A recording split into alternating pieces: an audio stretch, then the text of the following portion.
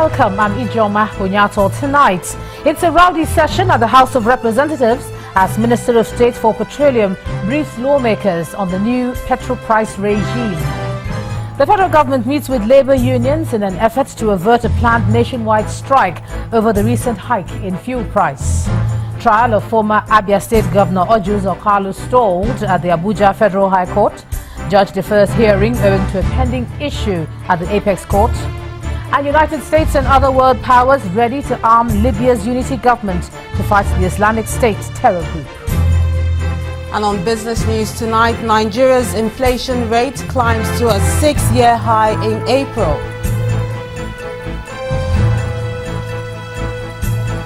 On sports news tonight, thousands of Leicester City fans gather at the city centre to celebrate the English Premier League champions' historic triumph.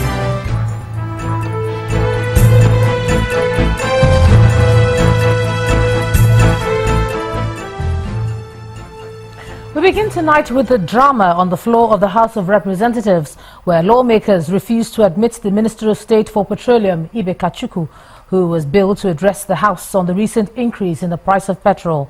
The drama started when Majority Leader Femi Gbajabiamila raised a motion to allow the minister into the chamber. This was vehemently opposed by the opposition lawmakers from the PDP, who for almost half an hour refused to budge. Normalcy was eventually restored and the minister went ahead to brief the House. Our correspondent Linda Akigbe reports.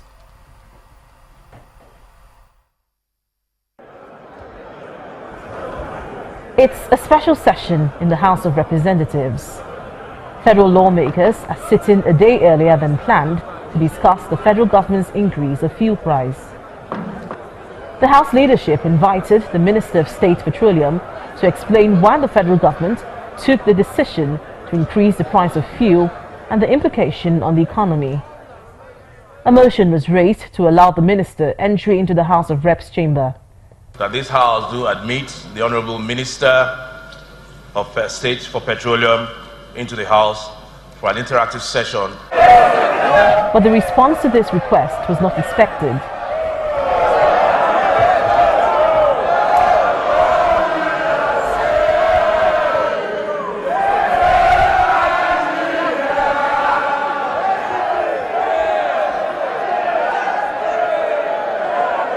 The speaker looks on, not sure what to do next.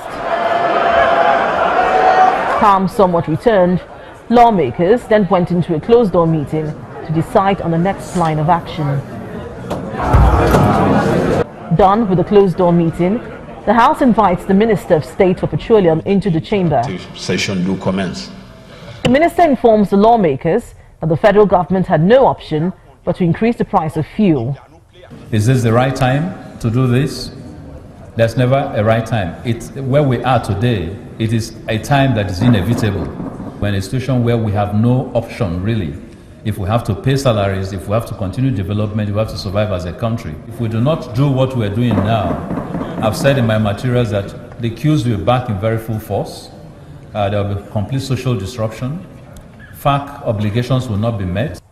He says the federal government is not unmindful of the effects of the increase in fuel price on Nigerians, and that government has put in place some palliatives. The minister also denied reports that government did not reach out to labor unions before hiking the price of fuel.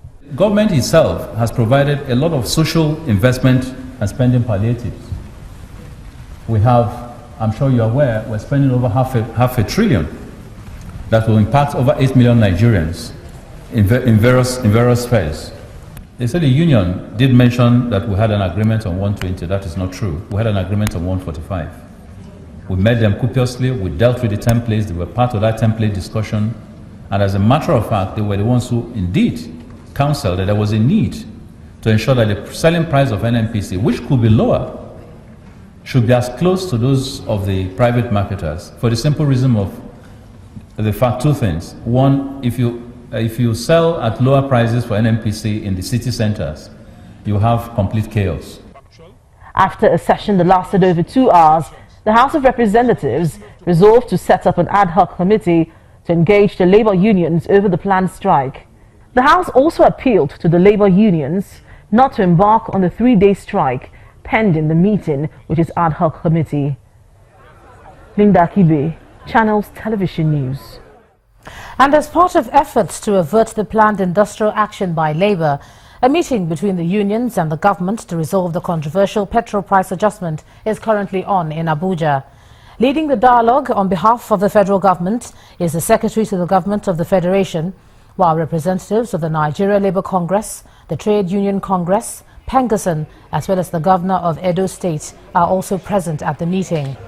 Before the meeting went into a closed-door session, the SGF appealed to workers' union leaders to put the nation's interests ahead of theirs.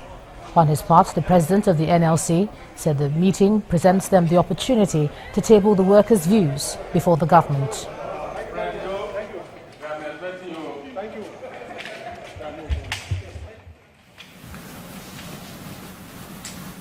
The people of Nigeria gave the government the mandate to deliver on these programs, and the government realizes that in order to achieve its mandate and the social contract with Nigerians, hard decisions, painful decisions would sometimes need to be taken. This could be one of such decisions. As we therefore meet to discuss, I want to urge each and every one of us to put patriotism first before personal or group interests. The country belongs to all of us, and the government is determined to protect the rights of each and every one of its citizens, not just necessarily an elite few.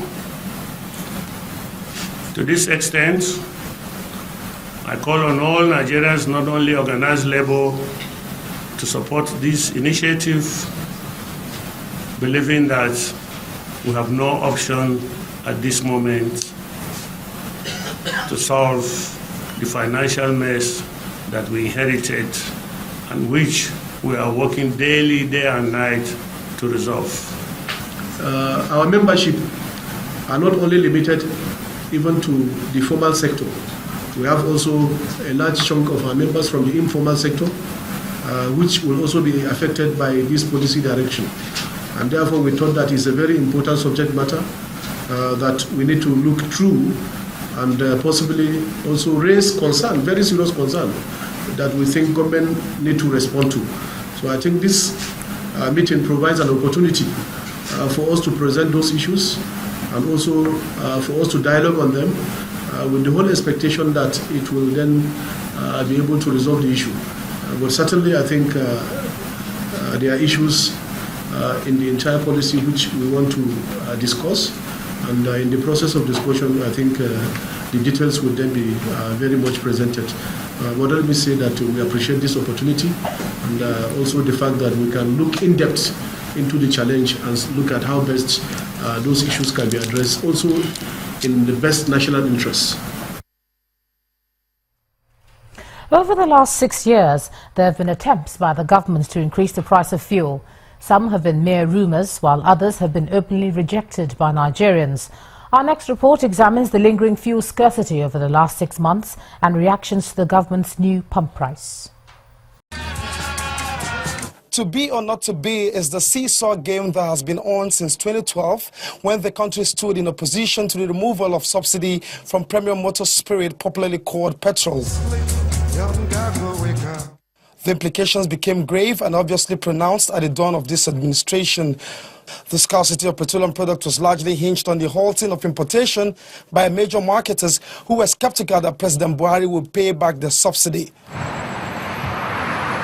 since they were being owed more than $500 million in subsidy as of the point of discussion. All that got resolved, at least to the extent that the parties involved were having meaningful discussion with the Minister of State for Petroleum, who was appointed early in August 2015 as GMD and Junior Minister later in October. From then till date, he's been battling from trying to reform the industry in terms of management and policy, to fixing moribund infrastructure like the pipelines and the refineries, and to the almost now a daily routine of explaining how the lingering fuel scarcity will disappear.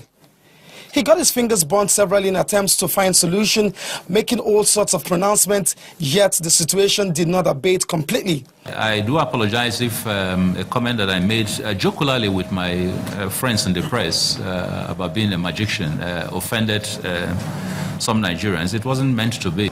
Some respite started trickling in following review of allocation to major marketers, which initially favored more imports to the NMPC. Critical to all of this was the difficulty in assessing foreign exchange that either was scarce or was sold at twice the government price of 199 naira to $1. Subtly, in the several complaints and lamentation by Nigerians who now have as part of their itinerary the long wait at fuel station, said it was best to just deregulate the sector. Price changes notwithstanding, since the product is scarcely seen and is hardly sold at control price of 86.50. Removing subsidy is not a difficult thing. Once the government stops fixing prices and allow investors to import fuel and sell to Nigeria, they can regulate the quality, but they should not regulate the price. Today, it seemed like all the speculations, all the waiting, all the fears have finally been laid to rest. Anyone, and indeed anyone, can now source for money, go abroad and import petrol, but should not sell above 145 naira per litre. Though the government did not use the word deregulation, it's only granted that now that the market has been freed, it has automatically been deregulated. In the days ahead, it will become clear how it will all sit well with the polity and, of course, for the petroleum downstream sector. Olu Phillips, Channels Television News. In part 2, after the break, reactions of Nigerians across the country to the new price of petrol. That's in a moment. You stay with us.